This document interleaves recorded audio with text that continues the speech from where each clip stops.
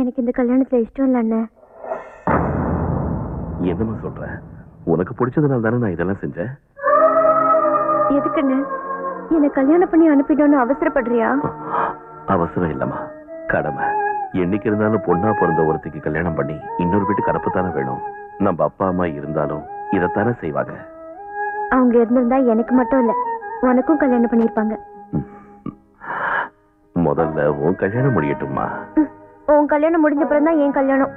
எப்ப செஞ்சுக்குவேன்னு சொல்லு. செஞ்சுக்கிறேம்மா. நான் உன்னை எவ்வளவு அன்பா பாத்துக்கிறேனோ, எனக்கு வர மனைவி கூட உன்னை அவ்வளவு அன்பா பாத்துக்கணும். அந்த மாதிரி ஒருத்தி கிடைச்சதுக்கு அப்புறம் கண்டிப்பா செஞ்சுக்கிறேன். ஒருவேளை அந்த மாதிரி பொண்ணு கிடைக்கலனா கண்டிப்பா கல்யாணமே பண்ணிக்க மாட்டேன். என்ன இது? நீ எப்போ என்ன பத்தி என் சந்தோஷத்தை பத்தியே நினைக்கிற? நீ உன்னை பத்தி யோசிக்கவே மாட்டியா? என் அண்ணன் எப்போ சந்தோஷமா இருக்கணும்னு எனக்கு மட்டும் ஆசை இருக்காதா? எனக்காக நீ வாழ்நாள் எல்லாம் கல்யாணமே செஞ்சுக்காம இருந்தா அது எனக்கு எவ்வளவு வேதனையா இருக்கும். நம்ம பிறந்து அவங்க செத்து போயிடுவோம்னு தெரிஞ்சும் கூட அம்மாவும் அப்பாவும் நமக்கு பிறவி கொடுத்தாங்க. எதுக்கு? நம்ம வம்சம் தழைச்சு வளரணுங்கிறதுக்காக. அவங்க ஆசையை நிறைவேற்றுறது நம்ம கடமை இல்லையா அண்ணன்?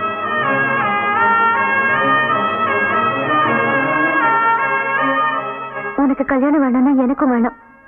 நாம வாழ்நாள் பூரா அண்ணன் தங்கச்சியாவே இருந்துடலாம்.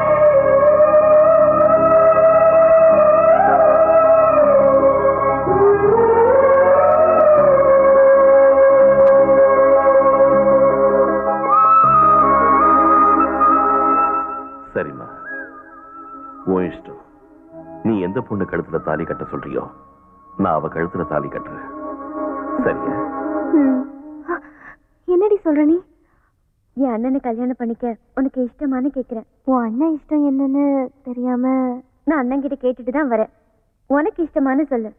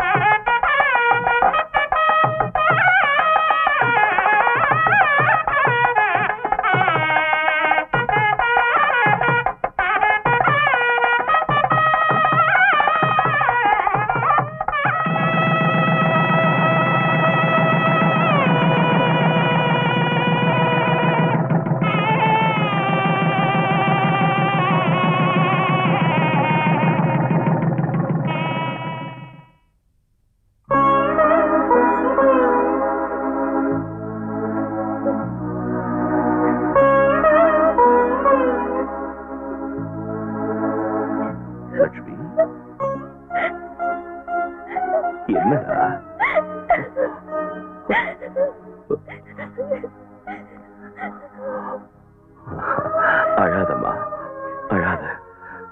பிறந்த வீட்டை விட்டுட்டு புகுந்த வீட்டுக்கு போற ஒவ்வொரு பொண்ணும் இப்படி வருத்தப்படுறது சகஜம்தான். இந்த வருத்தம் சந்தோஷத்தால வர்றது, கஷ்டத்தால இல்ல. என் தங்கச்சி அவ விரும்புறவனுக்கே கட்டி கொடுத்து புகுந்த வீட்டுக்கு அனுப்பி வைக்கிறது எனக்கு எவ்வளவு சந்தோஷமா இருக்கு தெரியுமா? இல்ல அங்க உனக்கு என்னடா குறை? அரண்மனை மாதிரி வீடு, தங்கமான புருஷன், குறையே இல்லாம பாத்துக்கிற அவரோட அண்ணிங்க. இதை விட உனக்கு வேற என்ன வேணும் சொல்லு? அண்ணன் வேணும். உன்னை விட்டுட்டு போக முடியாது அண்ணன். அழாதம்மா, அழாத. என்னை விட்டு நீ எங்கம்மா போக போற? இந்த கல்யாணத்தால நாம ரெண்டு பேரும் பிரியலம்மா. ரெண்டு குடும்பம் ஒன்னா சேர போகுது. உன் கண்ணுல கண்ணீரை பார்த்தா என்னால தாங்க முடியாதுமா. நீ சந்தோஷமா இருந்தாதான் நான் இங்க சந்தோஷமா இருக்க முடியும். சரியா? வா.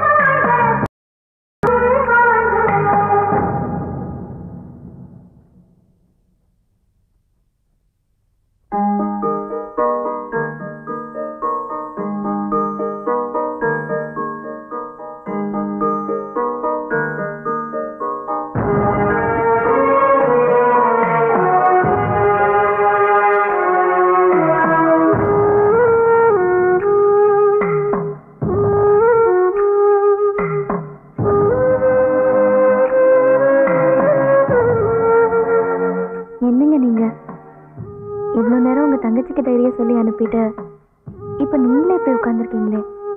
தங்கச்சி முன்னால் அழுது அவ எங்க வருத்தப்படுவாளன்னு நினைச்சு வேதனையெல்லாம் தனக்குள்ளேயே வச்சுக்கிட்டு தனியா இங்க உட்காந்து அழுதுட்டு இருக்காமா.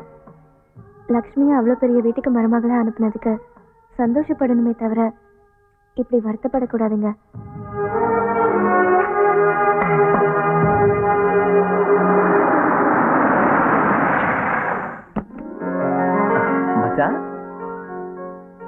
உள்ளவங்க அதுக்குள்ள தங்கச்சி ஞாபகம் வந்துச்சா?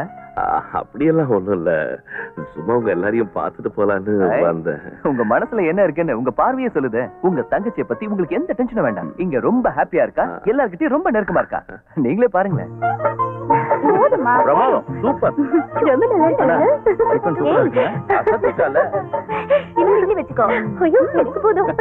லக்ஷ்மி யார் வந்திருக்கா பாரு.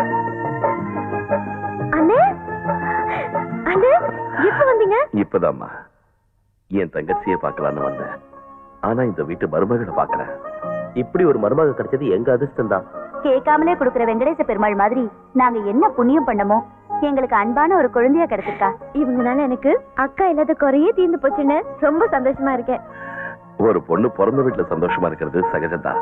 ஆனா புகுந்த வீட்லயும் இவ்வளவு சந்தோஷமா இருக்கிறது உண்மையிலேயும் உன்னோட அதிர்ஷ்டமா.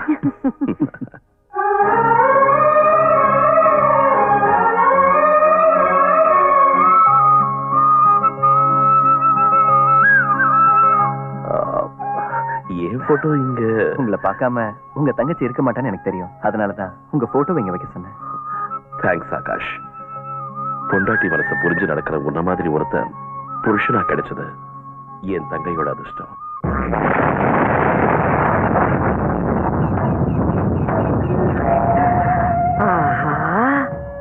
நம்ம நந்தினியோட வீடு இவ்ளோ பெருசா இருக்கு.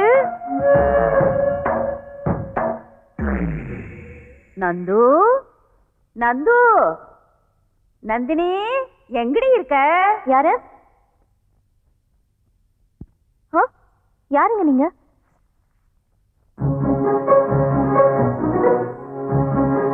என்னங்க பேச மாட்டேங்கிறீங்க? நீ எங்க நந்தினி தானே? ஆமா.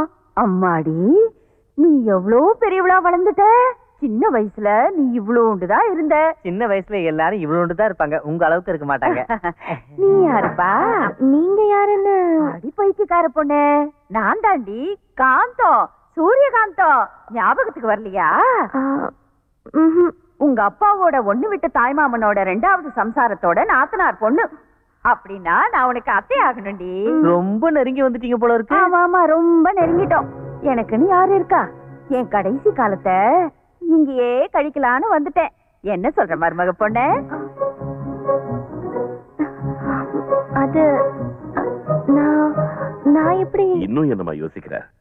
அவங்க உனக்கு துணையா? வீட்டுக்கு பெரியவங்கள இங்கே இருக்கட்டும், உள்ள கூட்டிட்டு போ. அப்படி சொல்லுங்க. நீங்க 100 வயசுக்கு நல்லா இருப்பீங்க தம்பி. வாங்க அத்தை. வரேம்மா. வாடா. தங்கமான புருஷன் கிடைச்சிருக்கான் உனக்கு. எங்கேயோ மச்சம் இருக்குடி.